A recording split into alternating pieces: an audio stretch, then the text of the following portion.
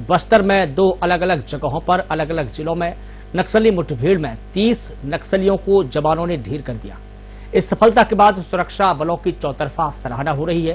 केंद्रीय गृह मंत्री ने भी जवानों की इस सफलता पर उनकी सराहना की। केंद्रीय गृह मंत्री अमित शाह ने राज्यसभा में बयान देते हुए कहा कि 31 मार्च 2026 तक नक्सलवाद को पूरी तरीके से खत्म कर दिया जाएगा। केंद्रीय गृह मंत्री ने राज्यसभा में बताया कि अब नक्सलवाद प्रभावित जिलों की संख्या बहुत कम हो चुकी है। वहीं नक्सल मुठभेड़ के बाद छत्तीसगढ़ में सियासत भी शुरू हो चुकी है। नेता प्रतिपक्ष डॉक्टर चरणदास महंत ने कहा कि सफलता मिली है, अच्छी बात है, हम प्रशंसा करते हैं, लेकिन कहा जा रहा है कि बस्तर क्षेत्र में आर्थिक गतिविधि को बढ़ावा देना चाहिए और इसीलिए नक्सल का सफाया किया जा रहा है। वहीं डिप्टी सीएम विजय शर्मा ने पलटवार करते हुए कहा कि ऐसा भ्रम फैलाना पाप है।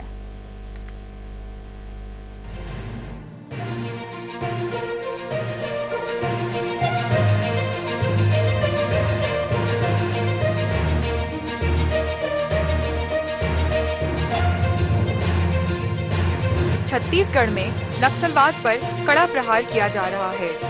बीते दिनों बस्तर में 2 अलग अलग जिलों में नक्सली मुठभेड़ ने 30 नक्सलियों को जवानों ने मार गिराया है।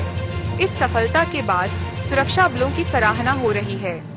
केंद्रीय गृह मंत्री ने भी जवानों की इस सफलता पर उनकी सराहना की है।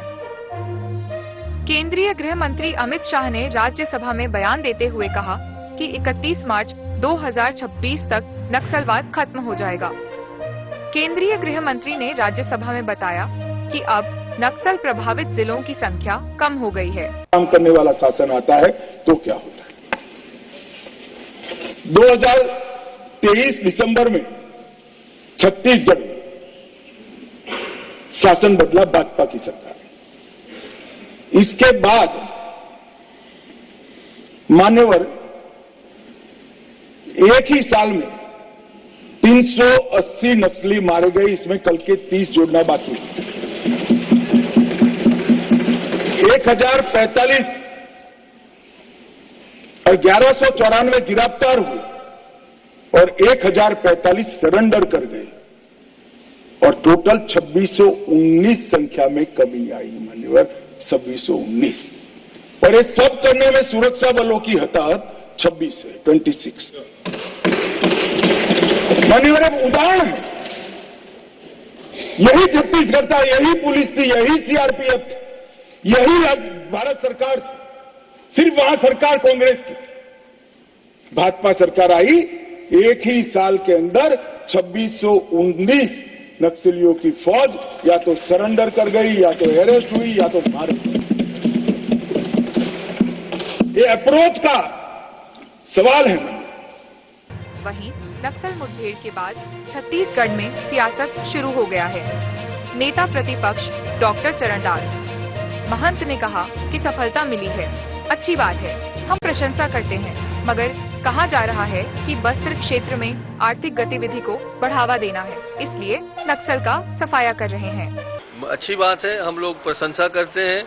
बहुत तेजी से काम चल रहा है, बहुत गति उसमें तेज है, मगर कहा जा रहा है कि बस्तर क्षेत्र में आर्थिक गतिविधियों को बढ़ावा देना है, इसलिए हम नक्सलियों की सफाया कर रहे हैं। तो इसमें देखिए कि आर्थिक गतिविधियां कौन करने वाला है, कौन कौन बड़े बड़े उद्योगपति आएंगे जिनके लिए आप ये रेड कारपेट बिछा रहे हैं। वहीं उप मुख्यमंत्री विजय शर्मा ने पलटवार करते हुए कहा कि ऐसा भ्रम फैलाना पाप है। ऐसी कुशंकाओं का कोई अंत नहीं हो सकता है। मैं विनम्रता पूर्वक कहता हूं, क्या इसीलिए उन्होंने नक्सलवाद पर कुछ नहीं किया 5 वर्षों तक? क्या इसीलिए छोड़कर रखे थे? क्या ऐसा ही सोचा जाना चाहिए? क्या एनएमडीसी नहीं कर रहा है काम अभी? क्या वहां पर औद्योगिक उद्योग नहीं आए हैं? क्या वहां पर खनन के काम अभी नहीं हो रहे हैं? मसला क्या है अभी? मसला क्या है? मतलब इतना भयंकर भ्रम फैलाना ये तो पाप है। वहीं विजय शर्मा ने यह भी ऐलान किया कि छत्तीसगढ़ में नक्सल मुक्त होने वाली पंचायतों को सरकार 1 करोड़ देगी। इस राशि का उपयोग उन पंचायतों में आने वाले गांवों के विकास के लिए किया जाएगा।